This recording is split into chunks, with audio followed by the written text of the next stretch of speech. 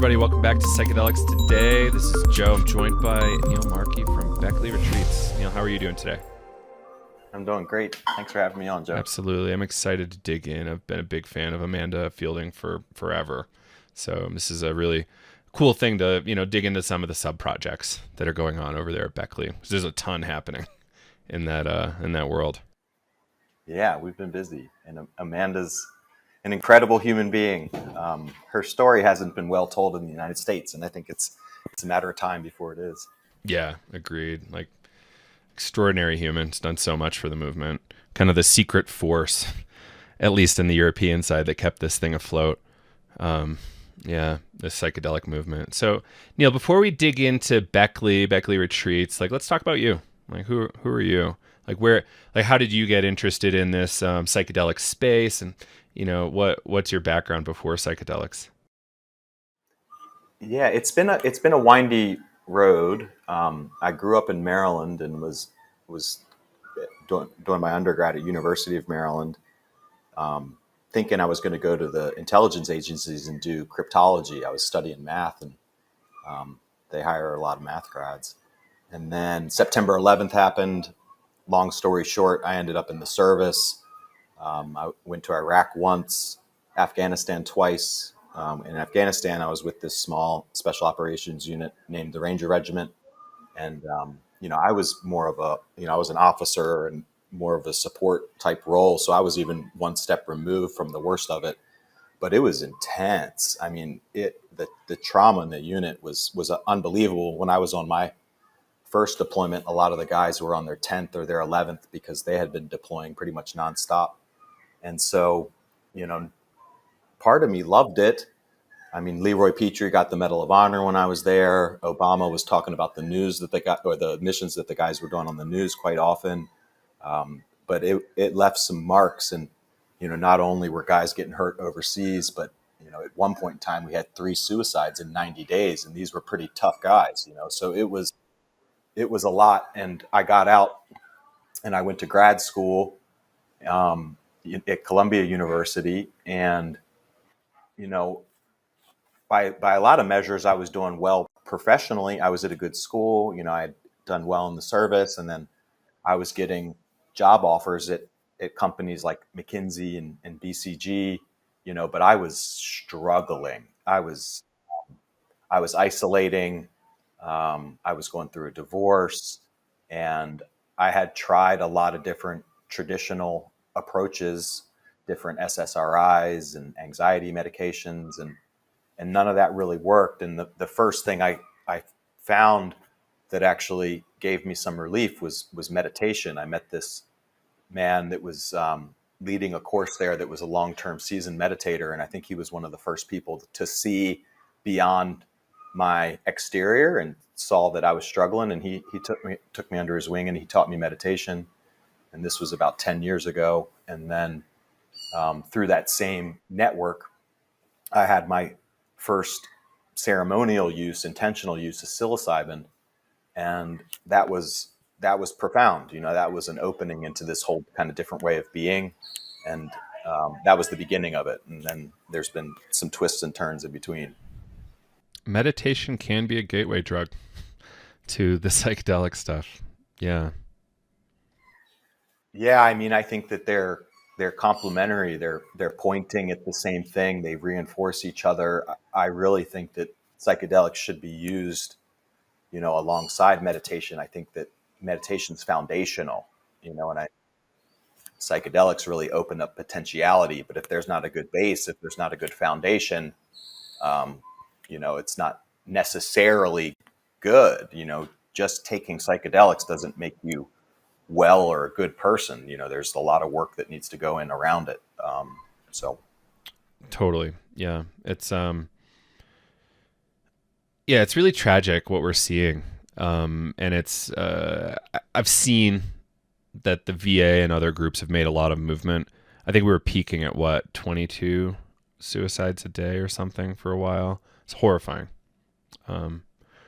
And I think that number is down to 19 or 17 maybe, which is really good, but it's, certainly a long way from where we want to be, which is 0, hopefully.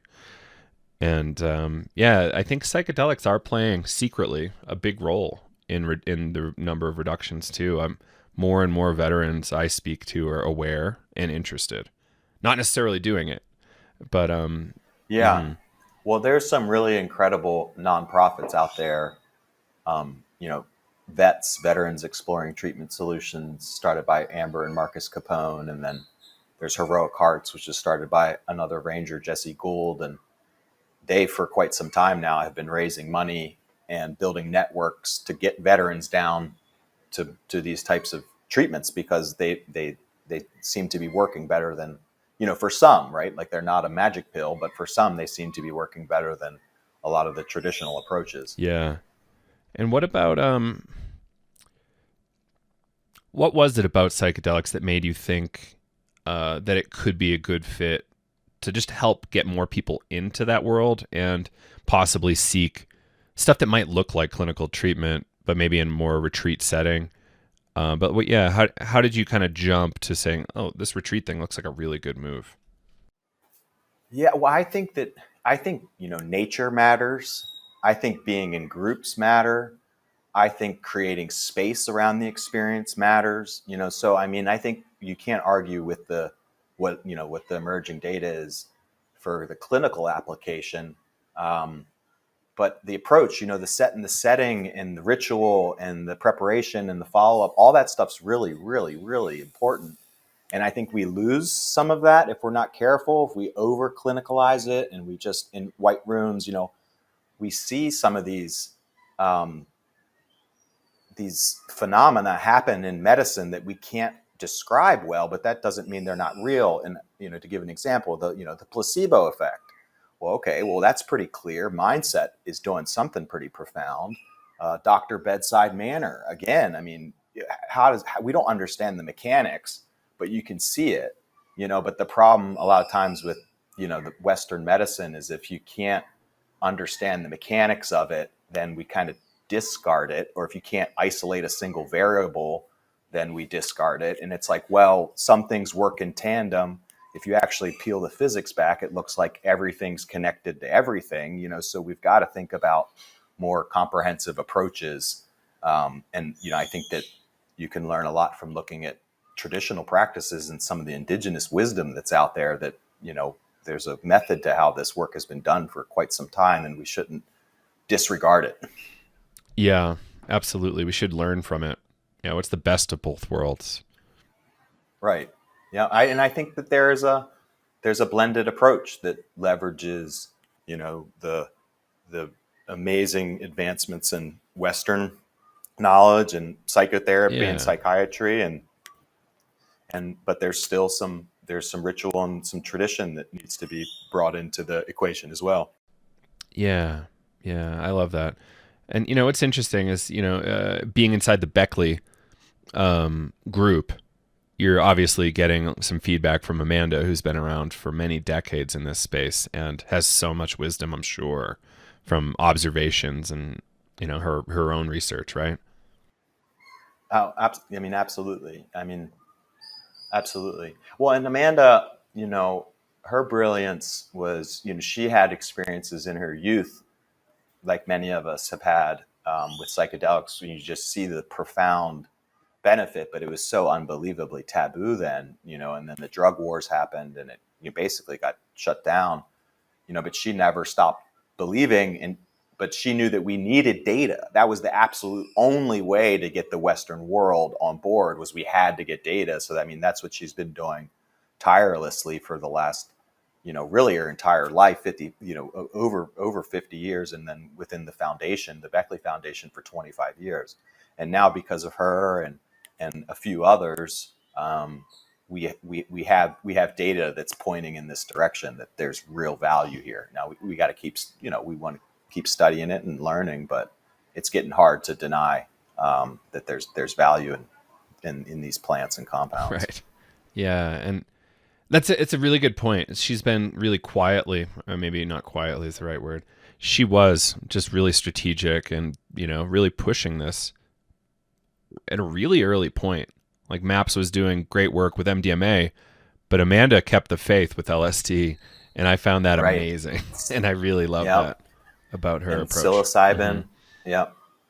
Yep. And a lot of the, pushes around drug policy, has been her as the architect in the background. And she was, through really just like heart and willpower, able to rally some of the world's best, you know, thought leaders together and push this movement forward. So she deserves a lot of credit. She's a really amazing woman. So, like, what did it look like? Like, how did did they just find you, or did you guys link up Well, somewhere? we found each other. I mean, the story's kind of serendipitous.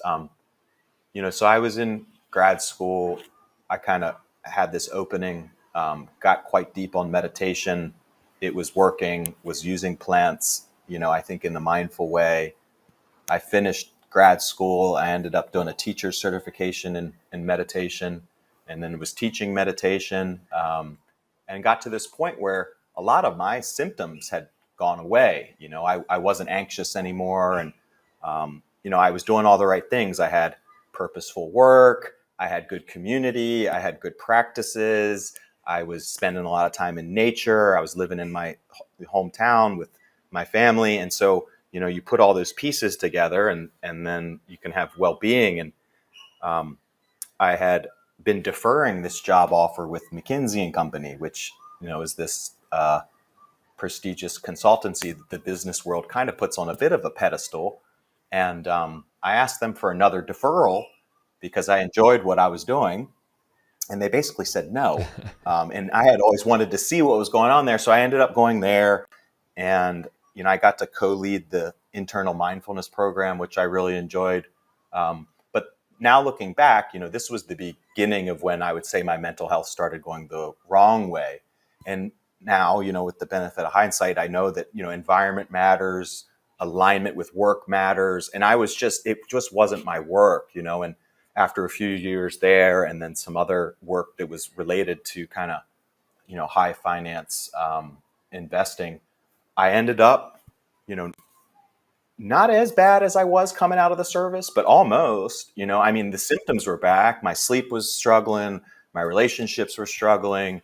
Um, Alcohol had crept back into my life to deal with the stress of the environment and my, misalignment with the work I'm doing. And so a few years ago, I got to this point where I just left. I left this kind of prestigious career path because I was miserable. I was successful by some measures, but miserable. And I didn't know what I was going to do. But I got back to meditation.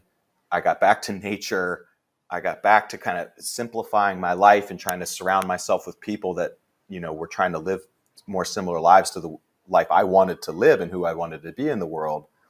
And then this thing has kind of, with Beckley, has kind of come quite organically. I ended up in Mexico, and there's a lot of plant usage here. The Huichol is here. It's the local indigenous people. They've been using plants for thousands of years. And then I started having friends come down, and we were doing experiences with facilitators here. And then I started putting programs together, really based on programs I had been on in my grad school years, different MBSR courses or Vipassana courses or psychedelic retreats, or so I was piecing together pieces and you know bringing in good facilitators. And then I got to this point where I was like, well, this is what I want to do. I want to do this in a real way. I love this stuff. I'm fascinated by it. I know it helps people.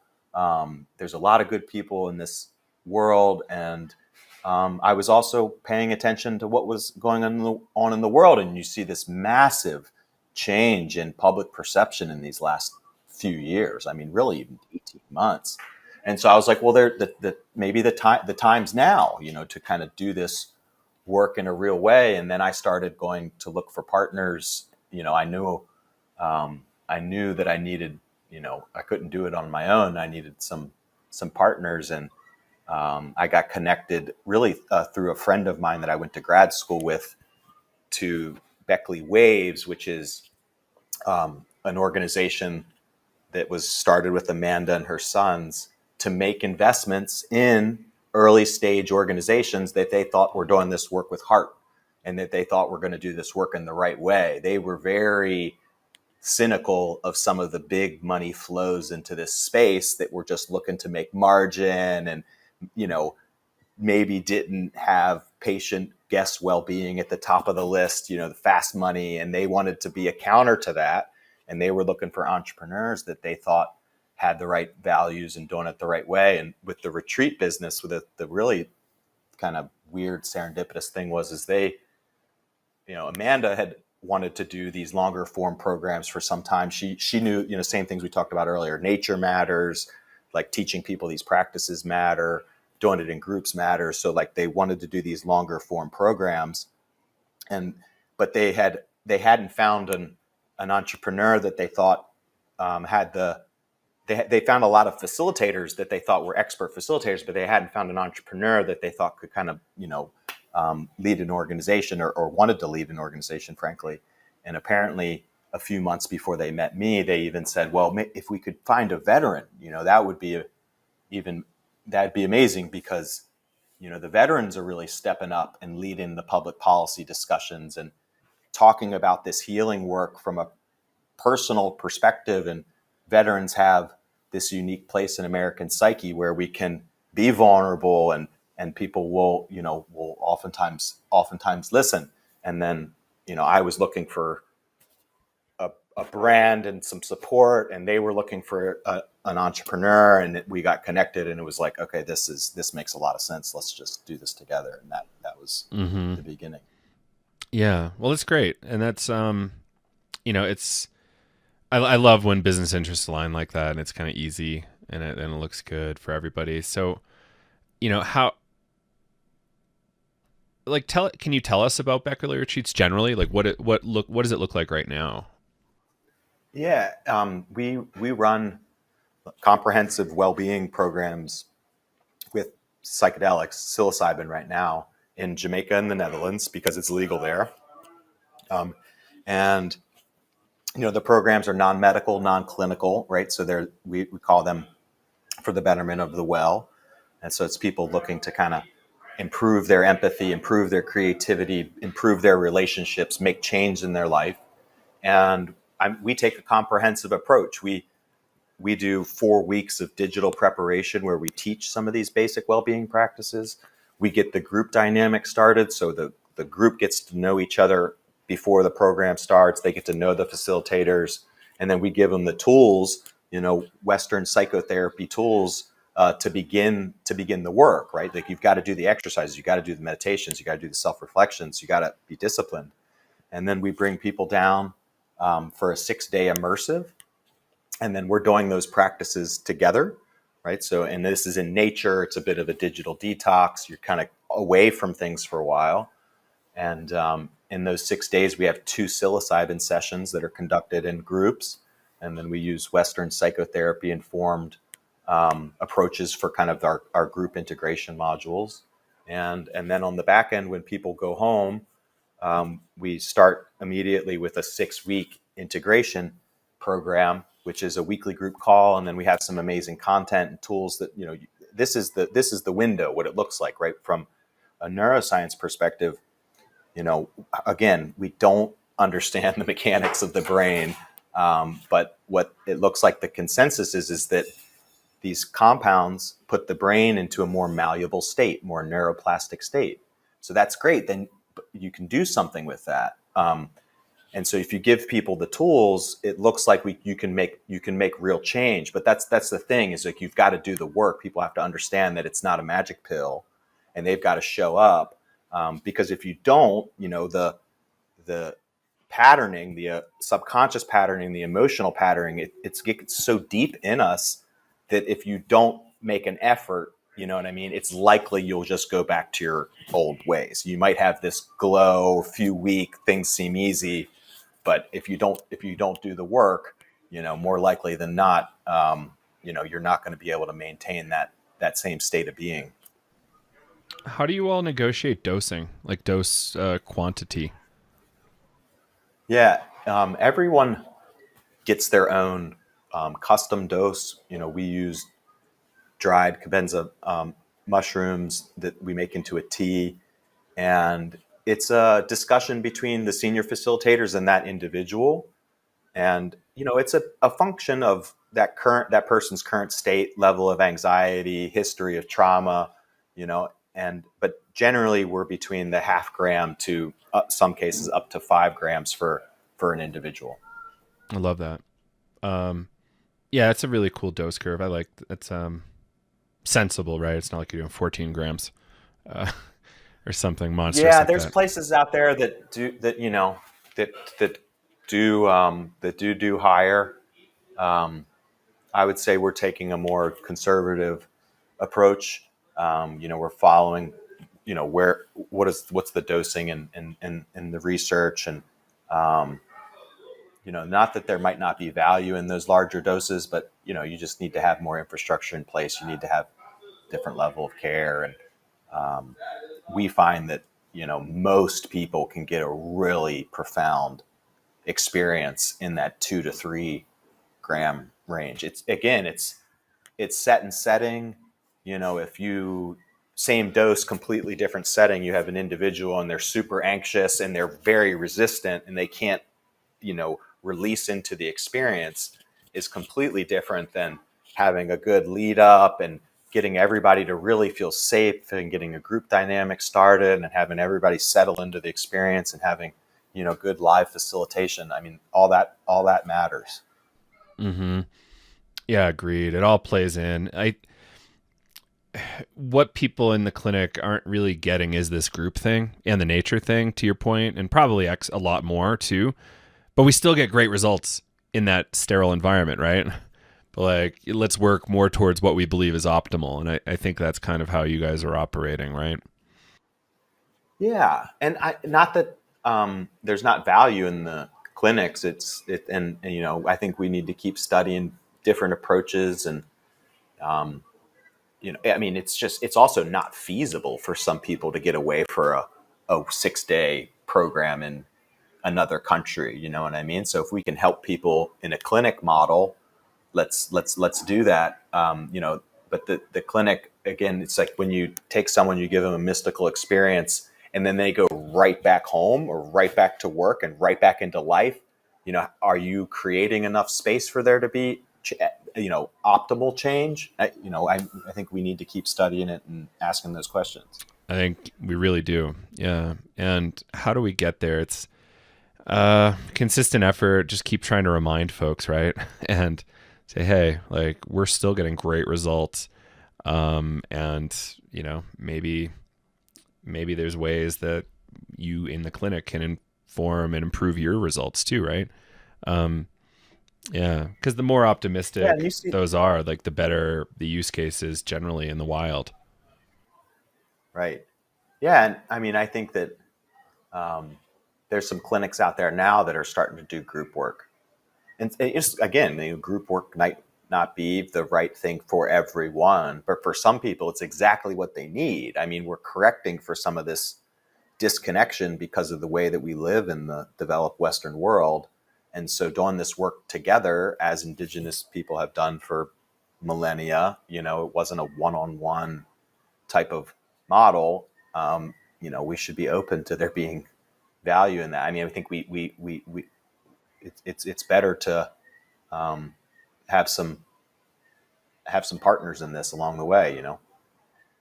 So I come from the holotropic breathwork world, and like that depth of connection with the community that I was able to develop just by going to the same place a ton of times. Like that's invaluable, right? And I think the connections people make on a retreat generally unbelievable. Like people aren't doing retreats enough, never mind psychedelic retreats. Yeah, yeah, it's true, and it's often we'll hear potential guests, say, "Hey, I'm a bit introverted. I don't know about all this group stuff," and then they'll take the leap and they'll do it. And I've yet to hear someone say that they didn't appreciate it. You know what I mean? We it is this relational dynamics between other human beings that's really important, and doing it together just provides a different context that is different than a one-on-one with a in a clinic type setting. Totally. And can you talk about like what, so you were doing mindfulness. I'm sure you were, talking to a therapist perhaps, but like what was the difference when you started going to the psychedelic route? Did you just see radical improvement, or what did that look like for you? Yeah, I would say it kind of it jump starts that meditation. I think that they're pointing at the same thing. I've heard a metaphor where meditation can be described as this like long slog up the side of a mountain that a lot of times takes decades, if not an entire lifetime, and that a use of psychedelics can kind of take you up higher, and then you can kind of experience this different state for some period of time, and if nothing else it motivates you to stay on that meditation path. But it's hard to, for folks that don't have a meditation practice, it's really hard to explain it because it's beyond words. It's like non-mind, but to me psychedelics, they make meditation more profound or more intense, or they the same opening that you get through meditation can be broadened with the smart use of psychedelics. Yeah, totally. And do you maybe have like a ace up your sleeve story from a client that you could super anonymize for us? In terms of just kind Like of, success. So like someone comes in really hurt and yeah, they go home and they're able to smile again. It's a pretty big win too. yeah, I mean, I've got a couple. I mean, this is why we do the work. I mean, it's super inspiring. I mean, one is a friend of mine who was a special operations soldier and then went on to have a quite successful career. And he was a skeptic, but I think he trusted me and the Beckley organization enough to take a bit of a leap. And the week after his program, he called me and he was a bit emotional. And this is an emotional guy, and what he said was that the most kind of profound thing that he'd seen some shifts that week, but the most profound thing that he just wanted to share with me was that he had a young son, and that his son in the evening before bedtime never wanted to come to him, always wanted to go to mom. It didn't matter what he did. He'd try and bribe him with food. He'd try and, all of the things. And it really bothered him because he didn't know why his son didn't Yeah, that's tough. come to him. That's really tough. Yeah.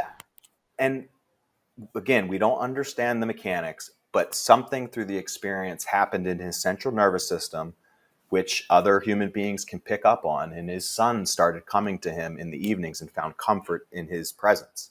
I mean, that gives me chills just describing it. I mean, that's amazing, So, I mean, that's one. Another one that I tell often because I think it's illustrative of the power of this work for maybe some of the issues we're having in the world is we had a program in Jamaica, and a woman and her husband came down from Florida. Um, she was, a blue collar professional. He was a policeman, former policeman, and they were really sweet people. But they were very open and vocal about their conservative views, right? And they got down on the program, and there was a woman that was from the UK who was arguably from the complete extreme opposite of the political spectrum, right? And the woman on the conservative end of the spectrum on one of the days wore a "Don't Forget Benghazi" shirt, if you remember that, and we're not here to make judgments on any kind of political leanings, but we're trying to create an environment where we can do this work. So, um, and that shirt triggered the woman from the other end of the spectrum in a big way, and it was very clear there was some real tension between these two women. So it was dicey for those first couple days. I mean, it wasn't good, and now they stay in touch. And I don't think their political differences or their perspectives have changed drastically, but they got beyond it. They got to seeing the humanity in the other person, and it wasn't such this big thing between them anymore. It was a side piece. And that to me is, I mean, it's amazing, if we can do that in our own relationships and get some of these mental blocks out of the way and soften a bit, and see the humanity in each other. That's pretty meaningful. It's a really big start, right? It helps in so many levels because people are so stuck in their lives, can't really, yeah, like you said, can't be with your kids, like can't necessarily be with your friends and family the way you want to be, and that's all this stuff that we can get hung up on can get in the way of that. Benghazi included, right? I've seen some people get really unwell from just persistently thinking about it, right? And we could say that about the shocks in my car aren't good. Uh-oh. And you think about that for 2 years. It doesn't matter if it's Benghazi or whatever. It's just what you've latched onto, right? It's Yeah, exactly. You become consumed with these things, right? And then they get in the way of you and your relationship to others. It doesn't mean you can't have those beliefs, but it's like how are they holding you back, from relationships that could be meaningful? Another woman that was down on a program just recently came from like a very well-to-do family, billionaire family, and had all the things in the world. She came in on a jet. Had to have a separate pickup, and was very closed off at the beginning of the experience, and then went through the experience with everyone. And on one of the last days, told the group that she felt like it was the first time in her adult life she had actually made some real friends. So not only can ideas get in our way, these material possessions can get in our way if we try and fill ourselves up with a bunch of stuff, as opposed to other human beings and nature and these things that actually fill us up. You can end up with all the things in the world and pretty miserable. You know what I mean? And this is happening chronically in our society. yeah. And it's what a cool way to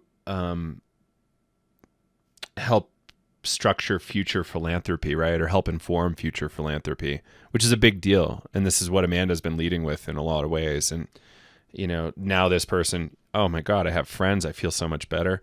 Perhaps they're going to look at how can I donate to Imperial or the Beckley Foundation or MAPS or something, right? It's, and or help a whole community out that already exists.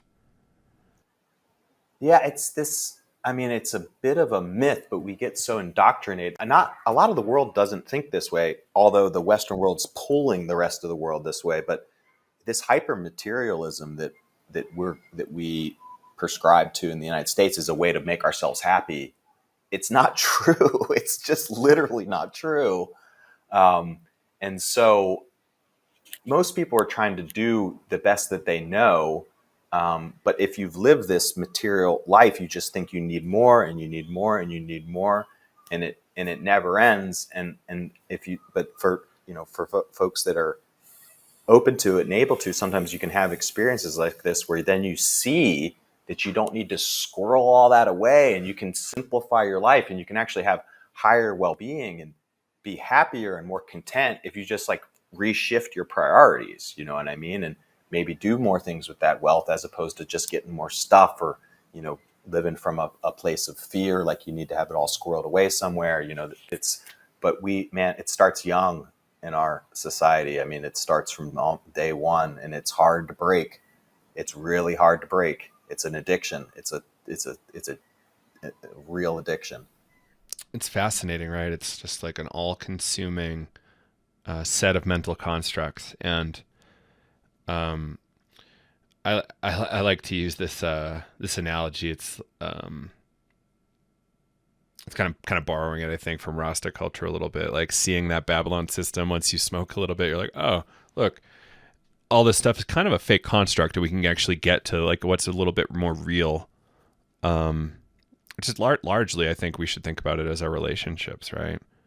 Um, Yeah, it's our relationships, and I think that there's some things that have this life energy in them, which is human beings and nature. And if you look at it from like a physics perspective, it looks like there's this flow. It's almost like a feedback loop. So, and we need to be in that flow. But if you change the direction of your intention and where you're spending your time, and you start putting it on things, material things that don't have that same whatever it is in them, this thing in it, then you're not getting filled up, and or you get filled up for a moment, and then you end up needing more. It's kind of like eating a sugar diet. Right? It's like lacks nourishment. Material things to past a certain extent, they don't bring nourishment, and so just like a sugar diet, you eat it, you get a little bit of satisfaction, but then it leaves you more hungry, and then you need more sugar. It's the same exact thing with material things, right? And most people would be much happier with a much more simple existence that was closer to other human beings and closer to nature. And it's just because, again, we don't understand the mechanics really well, but there's something that's something that we've kind of missed in the way that we live now. Yeah. And yeah, it's not, yeah. And just to bring it back again, it's not just about the psychedelic experience, right? It's like being with these people in a new way that kind of breaks a lot of your conceptions, and validation can come in new and interesting ways and helpful ways too, right? Yeah. It's a fascinating one. I really appreciate that. And so like what I guess getting back to your retreat, like what do your group sizes look like, or the facilitator It's ratio? usually 15 to 20 participants, and then we'll have 6 to 7 facilitators, plus a nurse, plus a kind of ops person, plus usually a couple hosts. So it's a good ratio. And in our facilitating teams, we usually have, well, we always have two what we call senior facilitators. We look for one that has some type of Western credentialing in psychotherapy or psychiatry, or some types of medicine that are relevant, because that's an important lens, like we said, right? Like that education and experiences is very valuable, and it gives our guests comfort and safety. And that is really important, right? So if the guests respect that and that lets them settle in, then all thumbs up. And then we look for another facilitator that has at least a decade of experience doing this more traditional indigenous work. Sometimes they're the same, I mean, but it's hard to find Yeah. those. But we at least pair those two kind of profiles together, and then we fill in around them with experts in meditation and experts in yoga, and folks that have experience sitting and holding space for these types of ceremonies, these types of sessions. So it's I think we have really incredible teams. That's awesome. And do you, I'm sure some of your people have been part of clinical trials and like running sessions in those rooms, and also perhaps at other retreats. And yeah, can you talk about like the I guess pedigree, for lack of a better word, of some of the facilitators? Yeah. One of our leads, has been doing psychotherapy for 20 years, and has, a personal practice, but then has also been working on the underground doing ayahuasca and psilocybin ceremony for, 15 or so years. And so, she's done hundreds of these ceremonies. So, she's one of these, what we would call unicorns, that has deep experience in both worlds. But they're hard to find. But they exist. But then we also have psychotherapists, that have been trained at different universities and have gone through integrative health programs, and have been working for a bit of time on the underground in the United States, or have been working with MAPS or different clinical trials, and have a clinical perspective to this work. Um, you know, but that's a very valuable toolkit to have. But it's also important for us, the way that we like to run programs, to have someone that also has the group ceremony ritual type of experience, because again, we believe that that's valuable. We're not running clinic programs. We think that there is a difference, and so we try and make sure that when we look at a full team, that we have all of the right capabilities in that team to have the experience that we want to provide. Mm, that's awesome. And I'm getting into the nitty gritty, unfortunately, but I feel like that's okay right now. But kind of curious, like some retreats like to serve psilocybin at like sundown. Some people like to do it in the morning. How do you all like to do it at your retreats? We do it midday. And yeah, a lot of the indigenous tradition is doing it in the evening, late at night. Um, we find that, there's a half life to psilocybin, right? And if you take it in the evening, you're not sleeping that night. It's just not happening. And then if you're there for 6 days, you want people to feel well, you want people to rest. So we like starting our programs earlier so that people can actually sleep that next night and let the brain, go to sleep and rest and be able to feel good the next day and participate and not be completely exhausted. So, yeah, we usually start around 12 or 1. Mm-hmm. Yeah, that's great. And I agree. Like I think sleep is essential. I think there's something interesting about doing it at night, but I just don't find it's practical in a retreat scenario. I think if you're doing it one off, if you're doing a single session and you want to do it at night and it's like that's the plan, and then the next day it's all just the planning and like what, but our next day, like we have modules, we have sessions, and we want people to be rested to be able to participate in the session. So it's really, I don't know if one's right or wrong. It's just the way you think about putting the programs together and being mindful of people, feeling well. And I mean that we probably use a bit different diet on our programs than some of the other programs too, because we just try and come at it from more of like a holistic kind of integrative approach that is mindful of sleep and mindful of what people are putting in their bodies too. Yeah, how do we get somebody to feel really, really healthy at the end of that retreat? And that's a big deal. Exactly. Yeah. Well, can you talk about that? Like, what's the food situation look like? Yeah. I mean, so it's mostly a plant based, it's organic, plant based, but then we have protein options. So we'll do like a pescatarian, and, have egg options. So if people want to be vegan, they can be vegan, but we find that a lot of the folks that come down on our programs, they're, these type A, they're high performers. And if you take someone that's used to eating a certain diet, and then at the same time they're doing this powerful emotional work, you change that diet for them really drastically, they might not feel well. I mean, that's hard on the body. So we try and just have optionality for people so that they can keep that consistent, but it's all, it's natural. It's, we don't, obviously, I mean, it's just like basic kind of health stuff, like, non-processed, organic, locally grown, thoughtful, mindful meals. Love that.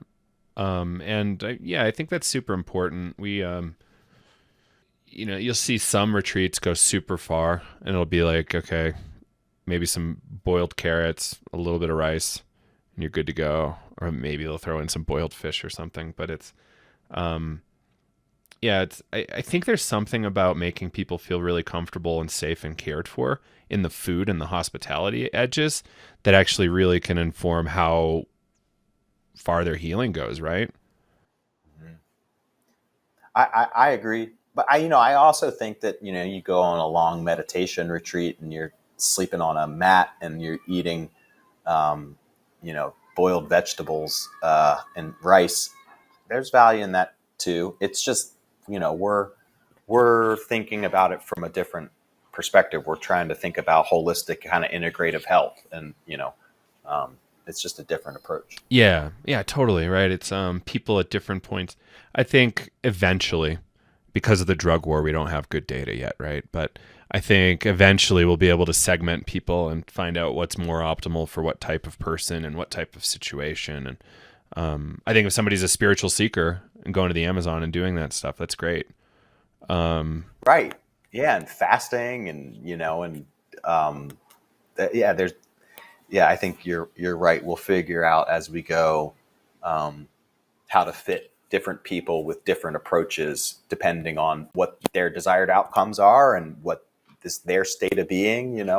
We're trying to create a program that's kind of center and fits for a lot of people and thinks holistically. Yeah. Yeah. I think there's a ton of value in that, obviously. Like, how do we hit that large sweet spot of people and help that large sweet spot of people, and not just like the people who are doing kind of fringier things. And yeah, I think that's important. Like, how do we help the most people? We can be utilitarian here and say, okay, we're really trying to help as many people as we can. And you don't get into the retreat business really if that's not your aim. Like, it's Right. you know Yeah. it's not like you're And printing I mean, money this at is retreats. Like, this, such a hard business.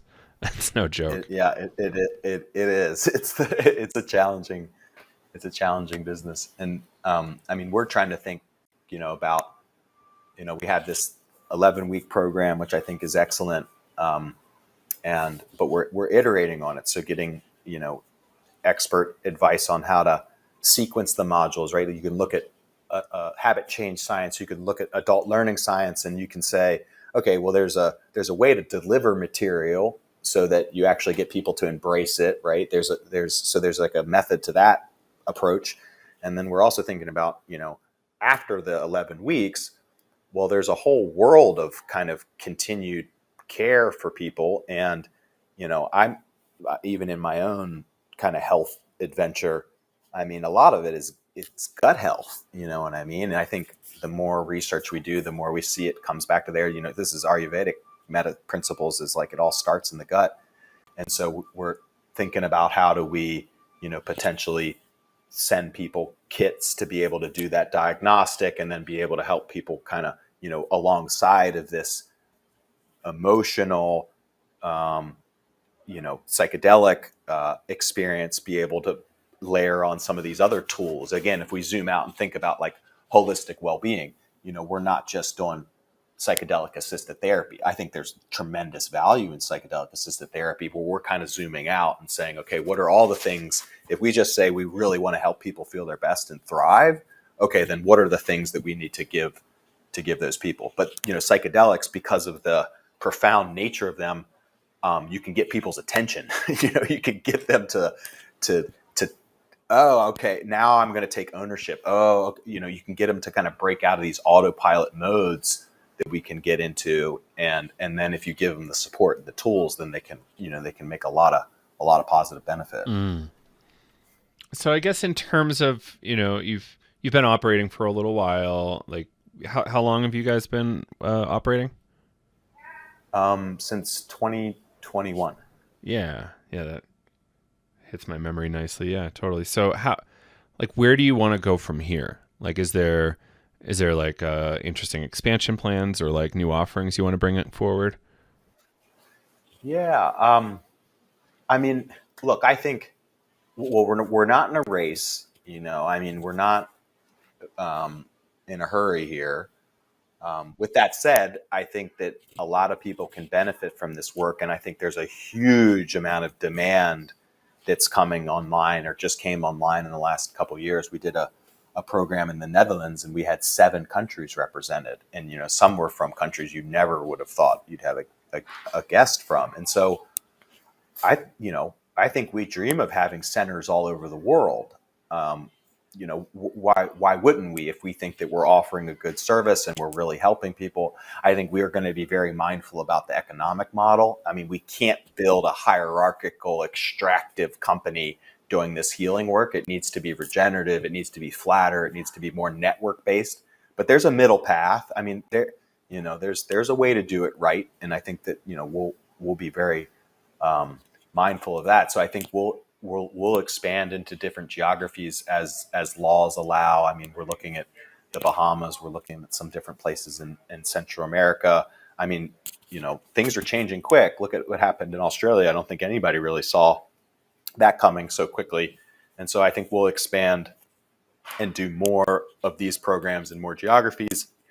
And then, as I said earlier, as we go, you can only do so many things really well at once. I think we'll expand into this more holistic care around the psychedelic experience, which includes, different one-on-one psychotherapy appointments, which could include the gut health diagnostic. It could include, you know, checking your hormones and treatment. I think we're really moving toward this holistic well-being approach. Yeah.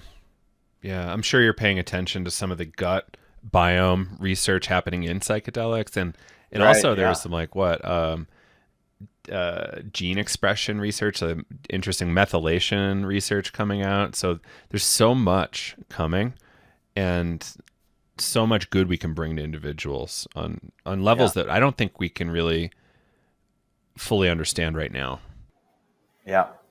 I agree. It's exciting times. Yeah, It's really exciting times. We need it. absolutely. Yeah, it's there's a Mark Twain quote I was reading yesterday.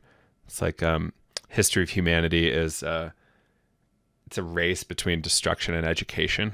And I feel Yeah. like this is part of our education and helping us work towards where we want to be as a species and as a planet, right?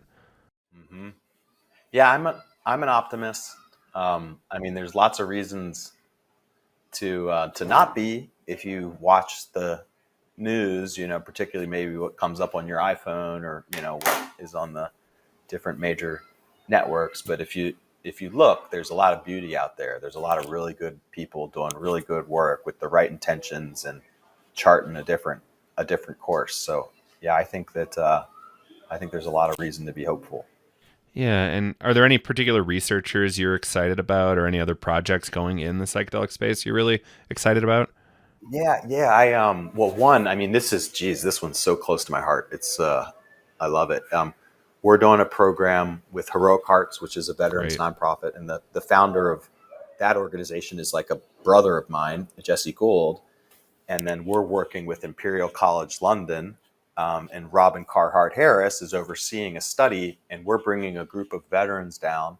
We're taking them through our comprehensive approach, and we're doing an observational study to look at outcomes, based on the effects of psilocybin and these type of experiences on traumatic brain injury, first of its kind, never been done before. So I'm really excited about that.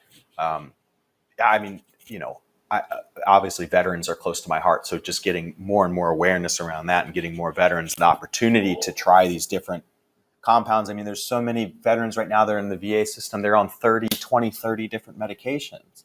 I mean, that's madness. I mean, that's absolute. I mean, that's criminal. It's frustrating. But it's the system we built. The incentive structures are all broken. And so it's exciting that there's some veterans that are taking the charge and they're demanding we think differently about this stuff. So I'm really proud of that one.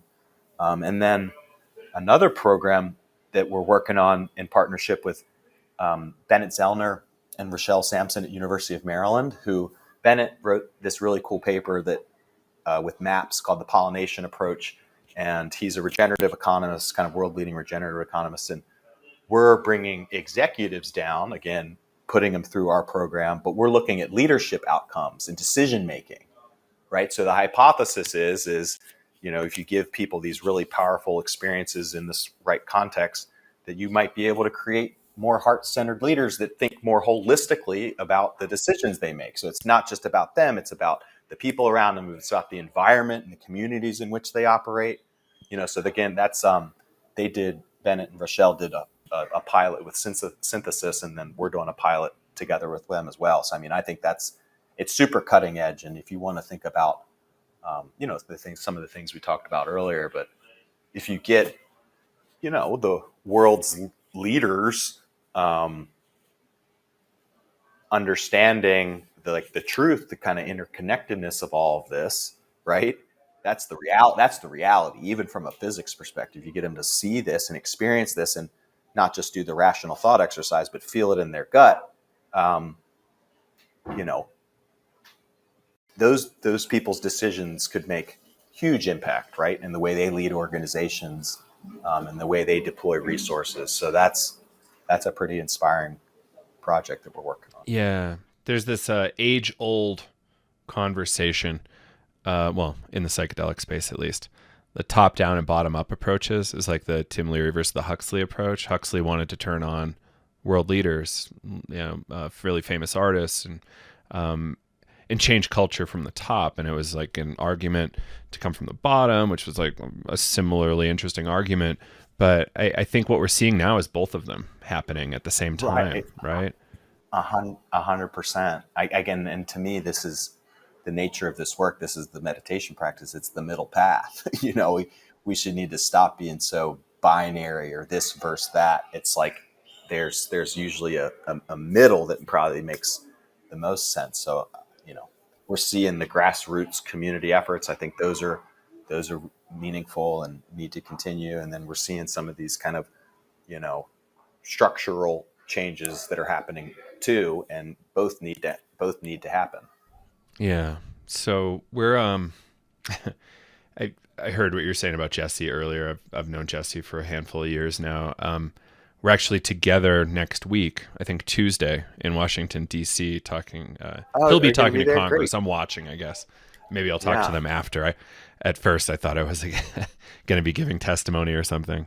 But yeah, who is it? It's Jesse, Rick Doblin, Tim Ferriss, Matt Johnson from General Hopkins, General Steele. Yeah, it's a Wiz really Buckley. impressive bunch. Yeah, Yeah, the Veterans Mental Health Leadership Coalition, and that legal brief.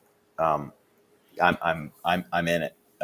It was a real honor to be mentioned in it. But yeah, I mean Jesse Gold. I mean, what a heart. I mean, and he's been doing this stuff for quite some time, and it's just complete selfless service. It is just that military mindset of just trying to put a cause or a mission above yourself. And I mean, he works tirelessly. He's a really amazing human being.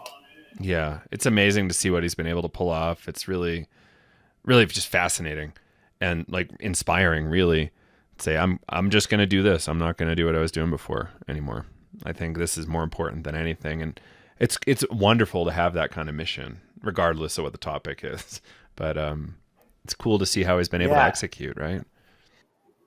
yeah, it's amazing. And I mean, he's been doing it for years now. And so I mean, when he started, it was real taboo. I mean, this was nuts what he was doing. I mean, most people thought he was completely crazy. And now people are like, well, no, he was brilliant and had a heart of gold to you take the lead here and go completely against the grain. Just like Rick Doblin and Amanda and these renegade leaders that knew it was right and wouldn't quit. It's inspiring. Yeah. Yeah. It's really just amazing to watch and see how this all goes. It's inspiring to the Amanda story, the Rick story, like you're saying. Like they started when there was no prayer, right? And they made it. Right. They made it happen Yeah. through sheer Yeah. force. No rational person would have made the decisions that they made, but now everybody gets to see that they were just ahead of their time. And Yeah. that's most. I think a good point here is Amanda is an unsung hero. And like you were saying earlier, like the story hasn't been told enough in America. Yeah, it's coming. Okay, good. Because I'm pretty sure it's coming. There's some really cool major kind of organizations, documentarians that are interested, and there's discussions happening. But Good. yeah, it's she's lived an iconic life, and I love her sons. They're so funny. You watch Rock and Cosmo. I mean, that her sons' names are Rock and Cosmo, which like checks out for a woman that's been doing LSD her entire life, right? But I mean, they're all such good-hearted human beings, and they say about their mom that she never saw a rule that she didn't want to break. It's just she's this like lifelong badass that has just gone against the grain for her entire career, but it was never about money for her. It was all because she thought she could help people. And it's just like it's so inspiring. We need more of those stories, less stories about people that made $1 billion or whatever, and more material things, and these stories about folks that are just out there trying to help others. It's fires me up. Yeah. And I think worth noting too, like she's an LSD enthusiast, right? Like I think like psilocybin, we have so much research on it, contemporary research, but LSD used to be the most researched compound, but there's legal practicalities why we can't really dig into LSD yet in this kind of retreat capacity, though I'm sure she's curious. But it's going to take time, and I would just love to see that play out. And I think also worth noting is LSD is so fucking cheap. It's like at scale we could probably get it down to 4 cents a dose or something, which is insane from a cost savings perspective when we're trying to help people. But really, as we know, the drug isn't really the cost. It's Right. really all the ancillary stuff. Exactly. Which is why, group settings make a big difference in that cost structure too.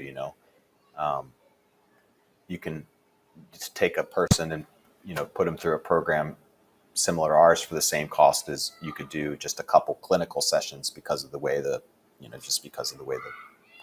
costs spread out. And let's talk about maybe like what the cost is of an inpatient psychiatric facility. Like we don't even want to do a cost comparison there because it's probably like a day is the same price as a week retreat. Yeah. Yeah. Yeah. I would say that's probably about right. Yeah. Not like we all see that, but I just got some ambulance bills recently and they're not cheap. Yeah, I'll be able to pay them someday. Anyway, Neil, we've been rolling for about an hour. Is there anything else you want to mention that we might not have got into on this interview? We covered a lot. I really appreciate it. Yeah. Thank you. Neil, it's been really fun. I hope people do check out Beckley Retreats. I would love to check it out at some point as well. Yeah, come down. Yeah, I hear the facility in Jamaica is something else. I've been on the website. I was like drooling. It's beautiful. It's really beautiful. The facilities we use are really beautiful. We think that the space matters, and we try and get people off grid. And well, come down. You got an open invite. Let me know when it works. Right on, Neil. Thanks a ton, and hope we get to do this again sometime.